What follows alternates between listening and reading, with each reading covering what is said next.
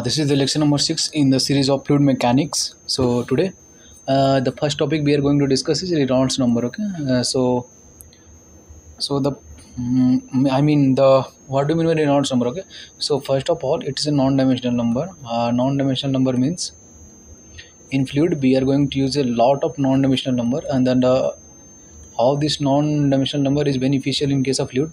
So see, non-dimensional number means they are having no any dimension, obviously. Okay, and the fact that why we are using non-dimensional number is it's very easy to just scale it up or scale it down according to our need, right? We just calculate for any experiment we are just going to calculate any Reynolds number, any non-dimensional number, sorry. And for any other experiment, like when we are doing any experiment on aerofoil, we are not going to deal with the actual size of the aerofoil that we are using in the aeroplane. Okay, right? So in that case we are just scaling down, and we are keeping we are scaling down the same ways on non-dimensional numbers, and we are using the experiments. Okay, and it is equally valid equally valid in the case of physics for all sizes of this aerofoil. Okay. So the first thing is that Reynolds number is a what is a non-dimensional number. Okay, and it is a correlating that viscous behavior of all Newtonian fluids. Okay, so let's see what's the formula, and from the formula itself we are going to discuss it in deep manner. Okay, let's see. Okay.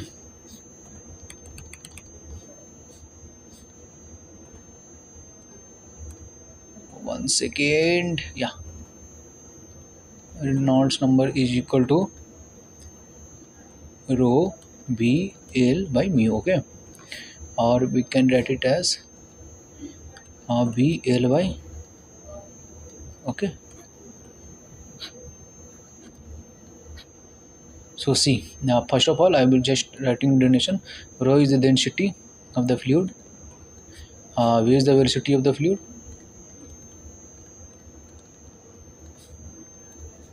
and L is the characteristic length of the fluid. It varies according to dimension. So HRUTRA.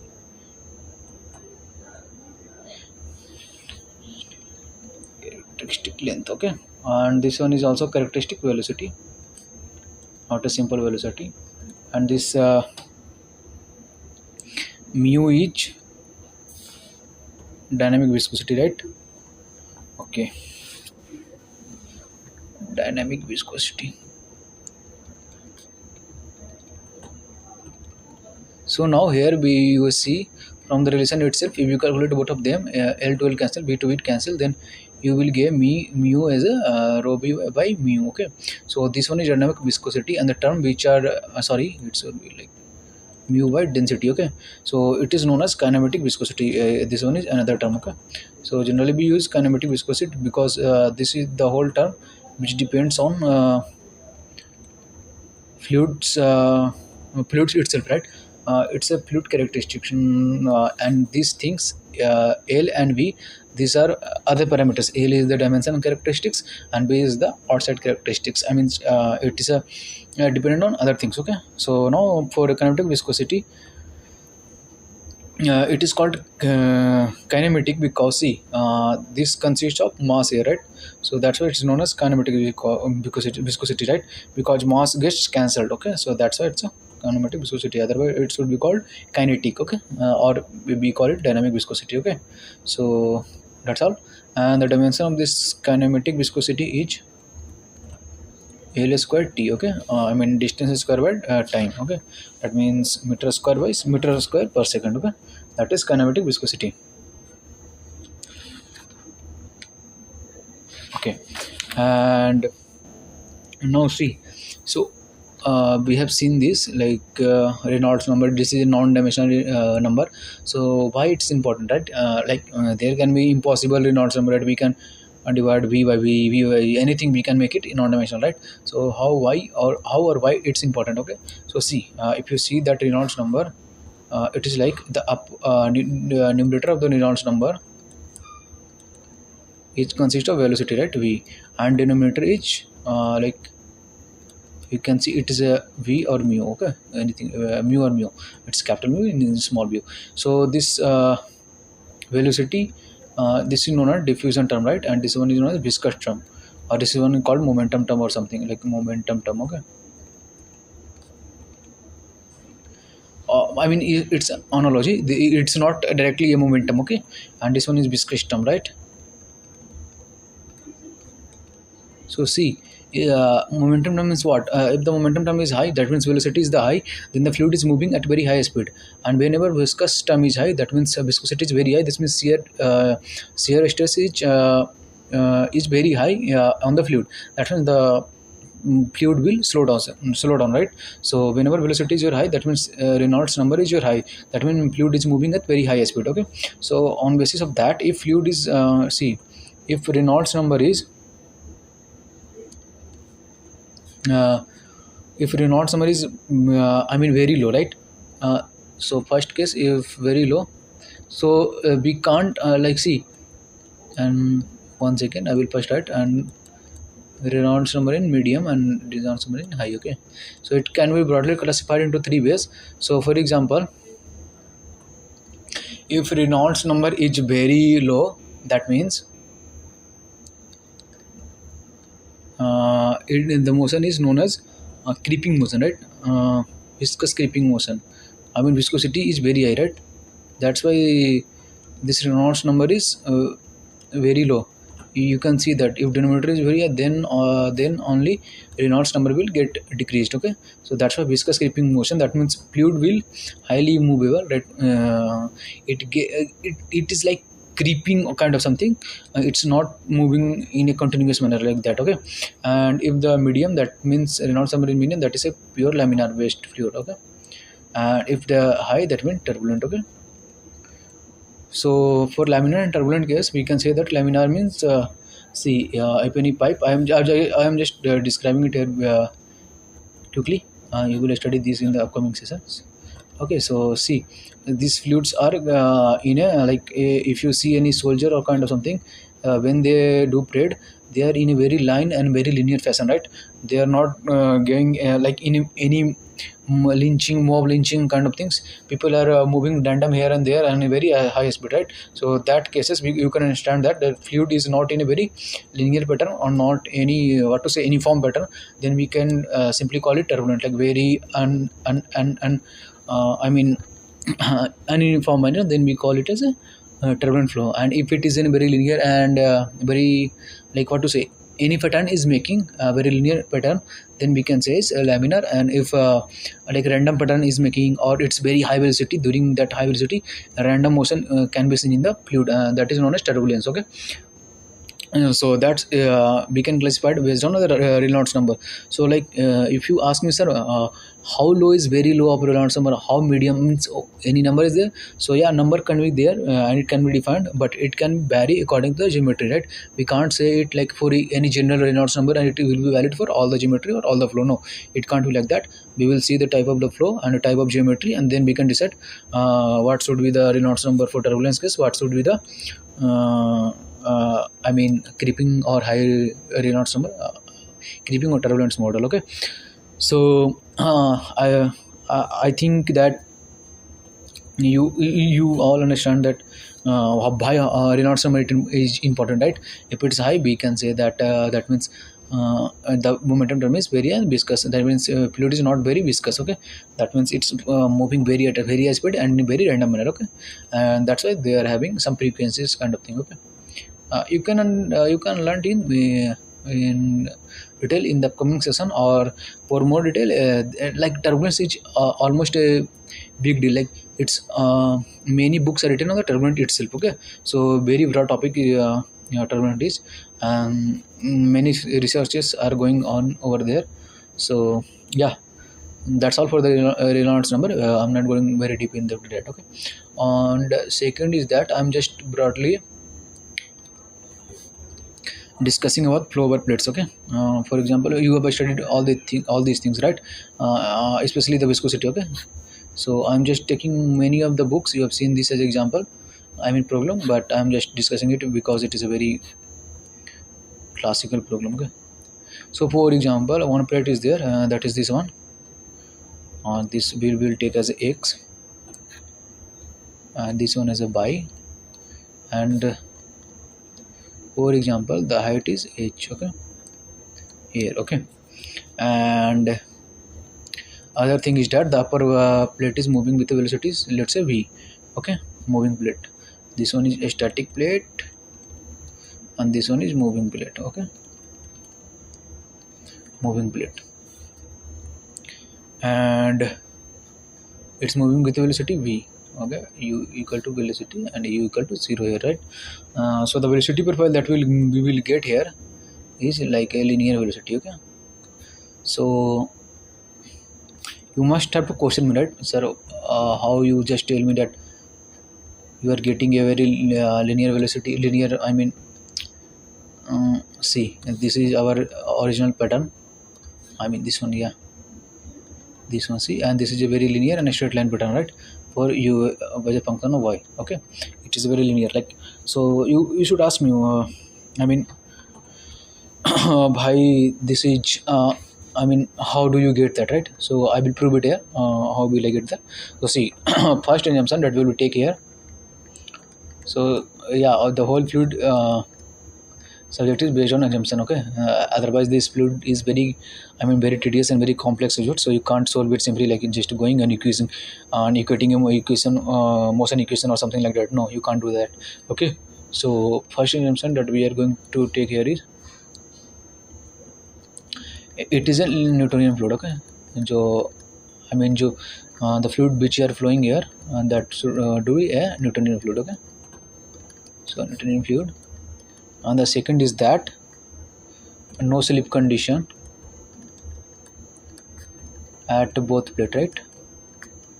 So for no plate condition, I've told you, right, no slip condition means the consecutive fluid, I mean just the very nearby fluid to this plate will have the same velocity according to this plate. That means the fluid which are very near to this plate having zero velocity, and the fluid which is very near to this plate, then that fluid particle having a velocity v. Okay, so that is no slip condition. Okay, that means this will this is the longer I mean this longer vector quantity does have magnitude v, and this one, I mean here, that's why we are keeping it as a zero velocity, right? So you can infer this figure and you can logically thought of like this figure is correct, right? So that's why the magnitude should be higher here and should be lower from the no slip condition only. Okay, you will understand it, don't worry. It seems earlier like it should be a very big deal of concept like no slip or something, but it's I mean very basic concept. Okay, you will learn it eventually. We will see some problems and over there you can learn it. Okay, so as we have seen that I mean the velocity is all in x direction. Okay, so 1D flow, okay, or we can say that in velocity b or w equal to 0. That means b is in the bidirection, that means direction no flow, I mean bidirection no flow is there, so b is equal to 0, only velocity is in u direction. Okay, and w means z direction, means along this page here. Okay, so that is having a 0 velocity. Okay, so that's why we have taken w is equal to 0 as well. Okay, and fluid acceleration is 0 here. Okay, so no external force is acting here. We will learn more these things in Reynolds transport theorem and NS equations kind of thing. Don't worry, these are not very complex topic, and we will study it later. Okay, I study it later, so you don't have to think about that. Okay, so fluid acceleration is 0 everywhere. Now now our assumption is done here. Now we will see how we can mathematically prove that this velocity coming here is a linear velocity. Okay, so as we know from concept of viscosity that du by dy, I mean the velocity gradient is equal to tau by mu, right? And it is constant. We have studied in the you must study like this, tau equal to mu into this one is the proportionality constant. Okay, and we have studied like this. Okay, the fluid should be Newtonian fluid and should having sufficient viscosity, and the coefficient of viscosity should have mu, right? So we will get this. Okay, from the coefficient of viscosity, I mean the concept of viscosity. So if we integrate this, let's see, u will be coming as tau mu into x, sorry, we are differentiated it in case of by. Okay, so here it will come by, and then one constant term should come. Let's suppose we are calling the constant as a c. Okay, and we know that velocity at u equal to, I mean y equal to 0. That means this point we have taken this c, coordinate is this point, so y direction from here, x direction from here, so this point 0 0, that means y equal to 0, and that point the velocity is 0. Okay, and another thing we know that y equal to, at y equal to h. Okay, I have told you that this height is h, so at y equal to h, I mean this line, you are having velocity capital B, right? So on putting these values, let's suppose at y equal to 0 we will put this is uy, right? So u0 equal to 0, and tau by mu you will put it as a 0, and c, so what we were getting, c equal to 0, right? So the constant term will get vanished. That means we can now write it as mu by equal to tau by mu into pi, right? Okay. And as we all know, see, at y equal to h, that means it will get capital B and equal to tau into mu into h, right? So you will get, I mean this constant term we can replace it at tau by mu equal to capital B by h. Okay, so for a particular fluid, let's suppose we are not knowing that this fluid properties, I mean these things for a fluid. Okay, for a fluid, I'm assuming here you don't know this tau and mu. Okay, this is a fluid properties. Okay, so I'm telling this for any general fluid, right? So these things are irrelevant for us. Okay, that's why we are replacing it with the v by h. Okay, so now if we see this equation, I mean this equation, we can replace tau by mu as b by h. So u of y we can write it as, I mean v by h into by. See, this velocity, I mean u of y is a function of directly proportional to y.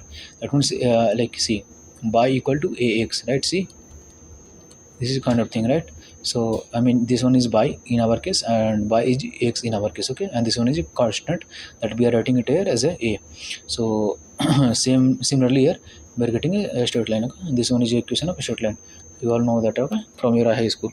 So I guess you are clear with this, how we are getting it as a linear line or what line. Okay, so there is nothing to much worry about. Okay. Okay, and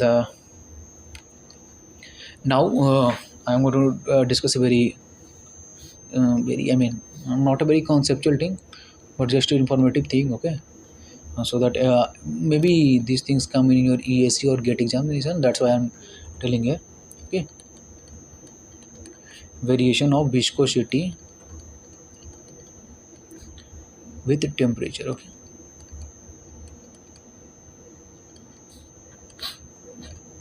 so we are saying the variation of the viscosity with the temperature. Okay, so the viscosity of gases and most liquids increases slowly with the pressure. That means viscosity, let's suppose we are denoting it as a mu, and coefficient of viscosity is almost irrelevant with respect to the pressure. I mean this is not very significant, sensitive. I mean if you change any pressure, hardly this viscosity will change. Okay, not very significant changes are function. Okay, and for gas the viscosity will increase. Okay, I guess I have told you, right? For gas increases with temperature,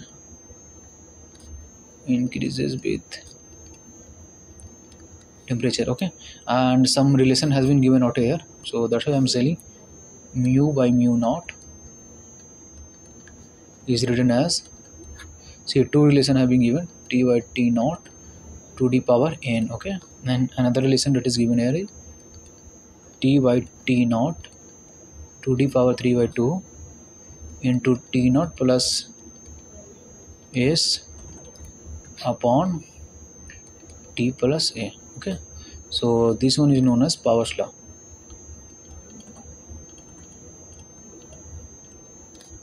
And this one is known as Sutherland law.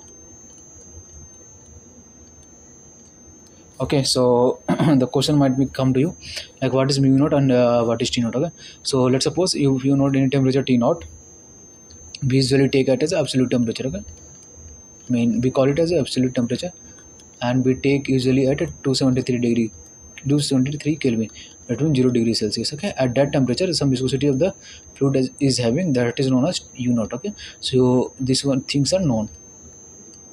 Okay, from that you will calculate mu at a particular temperature, right? You know that temperature, that's why you're getting you are going to calculate what is mu, right? So this n and s are constant. For in this case n is constant, right?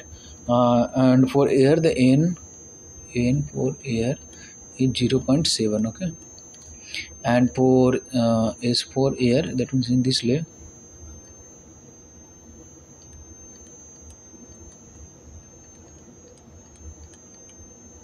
110 Kelvin or 199 Fahrenheit. Okay. Okay, and for liquid viscosity, viscosity for liquid, it decreases with temperature. Okay, decreases with temperature. Okay, viscosity will decreases for temperature in case of liquid. Okay, and in this case as well, some relation has been given. ln mu by mu naught is approximately equal to a plus b T naught by T plus c into T naught by T to the square. Okay. Okay, and in same case we take T naught mu naught from somewhere. Okay, and for water we are taking very general examples.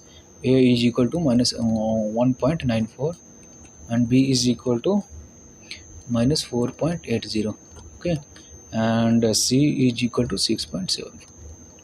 okay, so these values are like plus 1 minus error can be there. Okay, so we don't have to think about that, or we can roughly estimate these as a roughly mu is equal to a into minus bt. Okay, this is our rough estimate. Okay, we can take it as well. Okay, so okay, I hope this is enough for today, and in the upcoming lectures we will discuss about Newtonian fluids in more. We will see that I mean stress strain graph for the fluid as well, and then we will shift to the surface tension properties as well. Okay, so till then keep learning and goodbye.